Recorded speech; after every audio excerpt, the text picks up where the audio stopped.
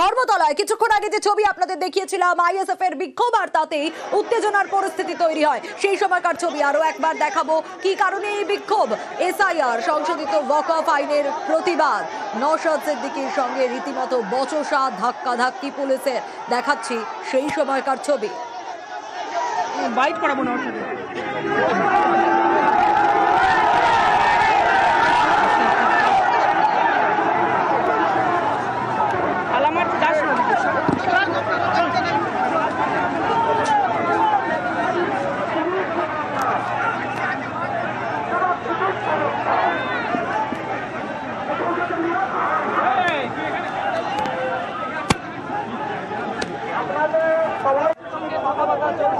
দেখতেই পাচ্ছেন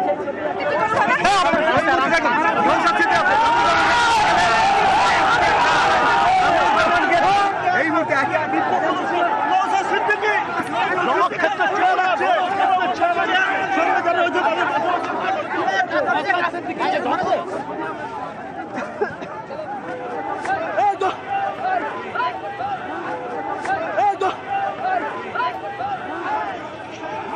সেই সময়কার ছবি দেখাচ্ছি।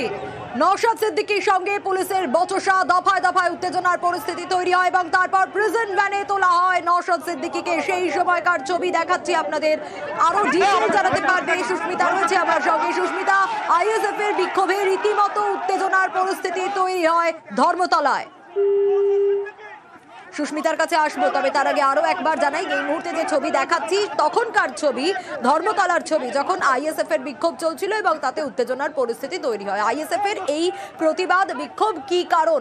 এসআইআর সংশোধিত ওয়াকফ আইনের প্রতিবাদ তাদের, এবং সে কারণেই তারা জমায়েত হয় এবং সেখানে নওশাদ সিদ্দিকীর সঙ্গে বচসা শুরু হয়, পুলিশের ধাক্কাধাক্কি শুরু হয়, একেবারে দফায় দফায় উত্তেজনার পরিস্থিতি তৈরি হয়। প্রিজন ভ্যানে তোলা হয় নওশাদ সিদ্দিকীকে। সেই সময়কার ছবি দেখাচ্ছি আপনাদের এবং পুলিশের সাথে প্রথমে কথা, তারপর সেখান থেকে বচসা, ধাক্কাধাক্কি যে ছবি আপনাদের দেখাচ্ছি সেই সময়কার ছবি আপনারা দেখতে পাচ্ছেন। এবং ধর্মতলা চত্বর রীতিমতো উত্তপ্ত পরিস্থিতি তৈরি হয় সেই সময় ধর্মতলায়। দেখাচ্ছি সেই সময়কার ছবি এবং তারপর এই বচসা চলতে চলতেই নওশাদ সিদ্দিকীকে প্রিজন ভ্যানে তোলা হয়। ধর্মতলা চত্বর কিছুক্ষণ আগের ছবি দেখিয়েছিলাম, উত্তপ্ত পরিস্থিতি ছিল। সুস্মিতা রয়েছে আমার সঙ্গে, আরো ডিটেইলস জানবো। সুস্মিতা, এই মুহূর্তে আইএসএফ বিধায়ক নওশাদ সিদ্দিকী থেকে আরম্ভ করে যারা কর্মী সমর্থক ছিলেন তাদেরকে লালবাজার নিয়ে যাওয়া হচ্ছে, কিন্তু এই কোথায় আজ এসআইআর এবং ওয়াকফ প্রতিবাদের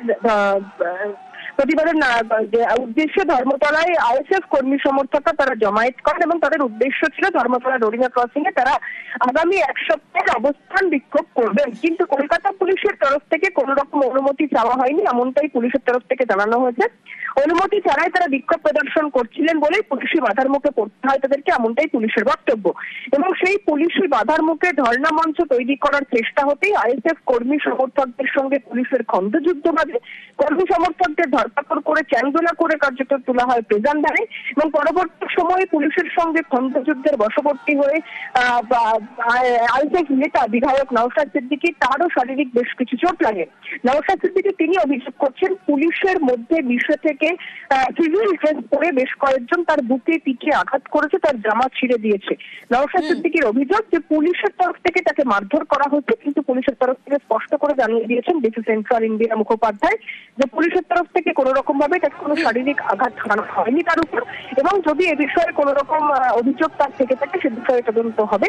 এবং পুলিশের তরফ থেকে এও বলা হচ্ছে যে আইএসএফ কর্মী সমর্থকদের এই বিক্ষোভ প্রদর্শন করার জন্য একটি অল্টারনেটিভ অর্থাৎ বিকল্প জায়গা ওয়াই চ্যানেলের কথা বলা হয়েছে। পুলিশের সাথে থেকে সিভিল ড্রেসে মেরেছে, নেম প্লেট নেই যে তার নামটা দেখবো। শান্তিপূর্ণ মিছিলের উপর আক্রমণ চালাচ্ছে, এই প্রথম। পুলিশ আমাকে কোনোদিন আজ পর্যন্ত এই আচরণ করেনি, আজকে যেটা হলো। পুলিশের ভেসে অন্য কেউ আছে কি বলতে পারবো না। আমাদের মিছিল চলবে, এই মঞ্চ ধর্ণা মঞ্চ 7 দিন চলবে।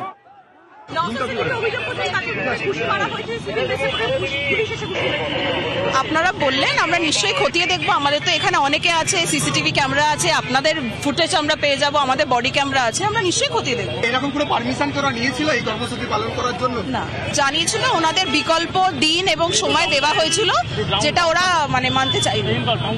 ওনাদের ওয়াই চ্যানেল দেওয়া হয়েছিল, ওনারা মানেননি। বাংলা বলায় বাংলাদেশি তকমা, বাংলা বলায় হেনস্থার অভিযোগ বারবার করে সামনে এসছে। ভিন রাজ্যে বাংলা বলায় এগুলোই হচ্ছে। বাংলা বলায় জরিমানা, অত্যাচার। বাজারে বাজারে বাংলা বলেছিল এবং সে কারণে জরিমানা করা হয়েছে, নথিপত্র নিয়ে নেওয়া হয়েছে, আধার কার্ড, ভোটার কার্ড নিয়ে নেওয়া হয়েছে। আতঙ্কে শুধু পরিযায়ী শ্রমিক নয়, তার পরিবারও। নাগপুরে কর্মরত বিষ্ণুপুরের জহিরুদ্দিন ফকির, তার অপরাধ কি ছিল? সে বাজারে গিয়ে বাংলায় কথা বলেছে, এটাই তার অপরাধ। আরো বিস্তারিত অর্পণ জানাতে পারবে। অর্পণ, বাজারে গিয়ে বাংলায় কথা বলেছে এবং সে কারণে তাকে পুলিশি হয়রানির শিকার হতে হলো, এরকমটাই অভিযোগ। শুধু তাই নয়, সে তো বৈধ নথিপত্র দেখাচ্ছিল, সেগুলোও কেন কেড়ে নেওয়া হলো, যে অভিযোগ উঠে আসছে? দেখো, একাধিক অভিযোগ রয়েছে নাগপুর পুলিশের বিরুদ্ধে। শুধু পুলিশ নয়, এলাকার সাধারণ মানুষ তারাও এই বাংলা কথা বললেই তাদেরকে বাংলাদেশি বলা হচ্ছে এবং সঙ্গে সঙ্গে পুলিশকে ফোন করলে ঘটনাস্থলে এসে পুলিশ তাদেরকে আটক করে নিয়ে যাচ্ছে। পরবর্তী সময়ে তাদেরকে টাকা নিতে হচ্ছে এবং এই অভিযোগই সামনে এসেছে। জাহিরের পরিবার যেটা জানাচ্ছেন, কার্যত 15 দিন তারা একটি কারখানার মধ্যে রয়েছেন, বাইরে যেতেই পারছেন না, কারণ বাইরে বেরোলেই পুলিশ সেখান থেকে তাদেরকে ধরে নিয়ে যেতে পারে বাংলাদেশি সন্দেহে। এমনই তাদের পরিস্থিতি এবং এই পরিস্থিতি এই এলাকায় এমন একটা আতঙ্কের সৃষ্টি করেছে যে যারা বাংলায় থেকে বিভিন্ন প্রান্ত থেকে যারা কাজে গিয়েছেন তারা কার্যত একটা গৃহবন্দী জীবন যাপন করছেন এবং এই কারণেই একেবারে শ্রমিক আতঙ্কিত তা নয়, আতঙ্কিত তার পরিবারও। বললাম আমি বাড়ি চলে যাবো, আমার এখানে ভয় লাগছে, আমি বাড়ি চলে যাবো, এই কথা আমাকে বলেছে। কেন ভয় লাগছে? বলে এখানে গন্ডগোল হচ্ছে, আমি থাকবো না, আমি চলে যাবো, আমাকে টাকা দিলে আমি চলে যাবো। কি গন্ডগোল হচ্ছে? ওখানে মারপিট হচ্ছে, ওখানে বাংলাদেশে ধরে মারপিট হচ্ছে, এনে তুলে নিয়ে চলে যাচ্ছে এবং কারো কান কেটে দিচ্ছে। বাংলা কথা বললে, হিন্দি কথা বললে কিছু বলবে না।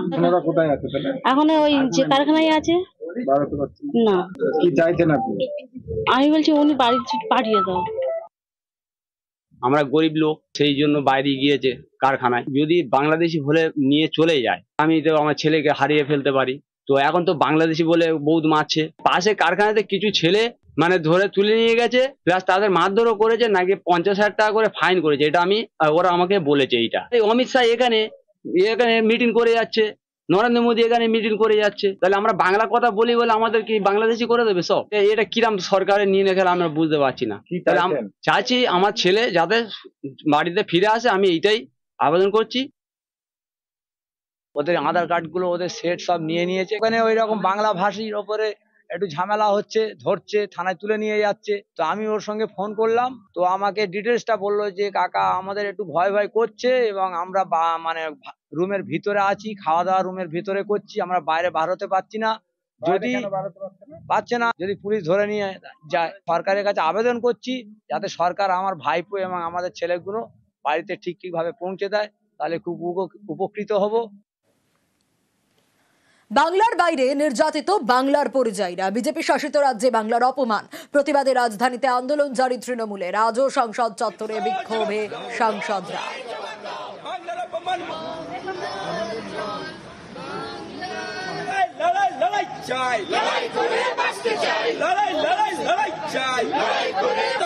মানছি না,